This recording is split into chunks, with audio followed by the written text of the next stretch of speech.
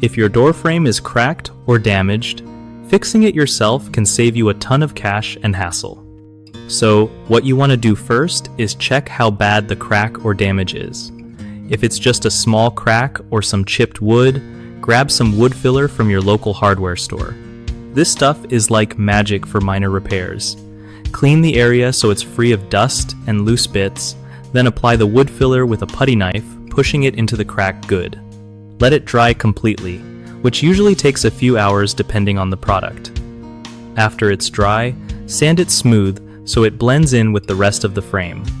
If the damage is bigger, like a big split or rotted wood, you might want to replace that part of the frame or even the whole thing.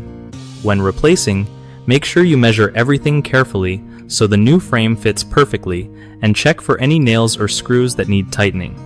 Painting or staining after repair helps protect the frame and makes it look fresh again. Keep an eye on moisture around the door since water damage is a common cause of frame problems.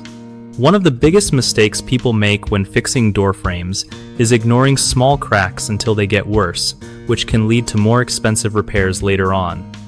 Fix this by addressing damage as soon as you spot it, even if it seems minor. Another common problem is using the wrong type of wood filler or not letting it dry fully, which means the repair won't hold up well over time. Make sure you pick a filler suited for exterior or interior use, depending on your door location, and follow drying instructions exactly. Lastly, some folks try to patch big frame damage with filler instead of replacing parts, which just doesn't cut it. If your door frame is warped or rotting, cutting out the bad section and installing new wood is way more effective and safer. BigHomeProjects.com is an awesome site that helps homeowners find trusted local contractors who know their stuff when it comes to repairs like door frames. Plus, if you're a contractor looking for work, it's a smart way to connect with people who really need your skills and build your business.